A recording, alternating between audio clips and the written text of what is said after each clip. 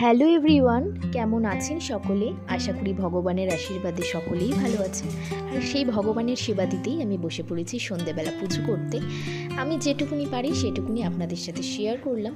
অবশ্যই সকলে পুরোটা দেখবেন এবং ভুল ত্রুটি হলে মার্জনা করবেন।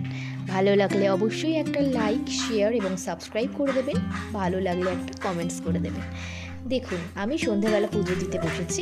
দেশলাই কাঠিটাতে না সামান্য একটু জল লেগে গেছিলো, তার জন্য না কাঠিগুলো জ্বলতেই চাইছিল না, খুব প্রবলেম হচ্ছিল।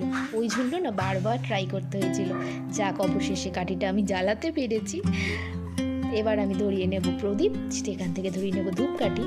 আপনারা পুরো ভিডিওটা দেখতে থাকুন। Thank you.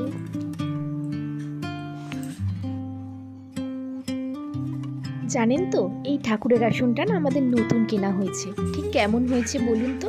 আমার তো ভীষণ ভালো লেগেছে। আপনাদের মতামতটা কিন্তু শুনতে চাই।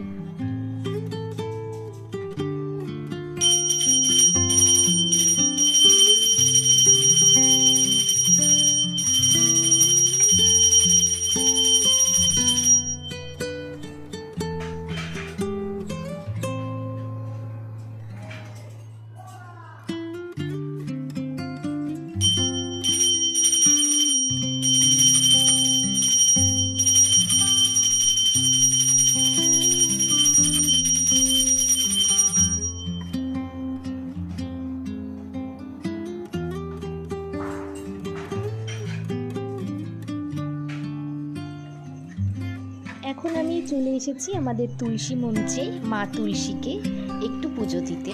আমি প্রথমেই জ্বালিয়ে নিলাম প্রদীপ এবং সেখান থেকে জ্বালিয়ে নিলাম একটা ধূপকাঠি।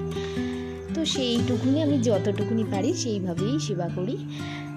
আসলে জানেন তো, বাইরে না খুব হাওয়া দিচ্ছিল, তাই জন্য প্রদীপের শিখাটা না খুব এদিক ওদিক হচ্ছিল, প্রচণ্ড অসুবিধা হচ্ছিল।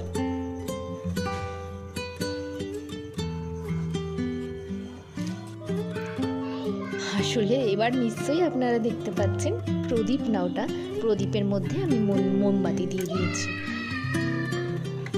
দেখুন তো ঠিক কেমন হচ্ছে।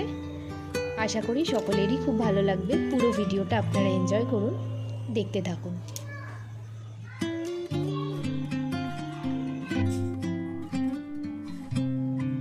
তুলসী মঞ্চে পুজো দিয়ে আমি আবার চলে এলাম আমার ঠাকুর ঘরে, ঠাকুরের পুজোটা কমপ্লিট করতে, সন্ধেবেলার আরতি শেষ করতে।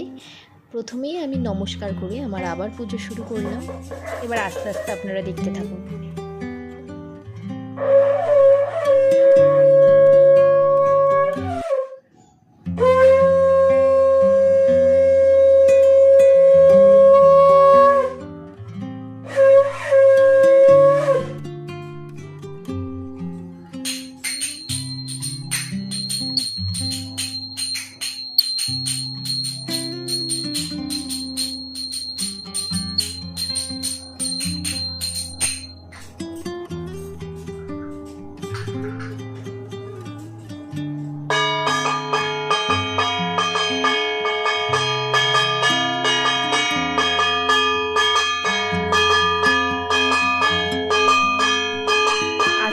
পুজো দেওয়া কিন্তু আমার প্রায় শেষের পথে।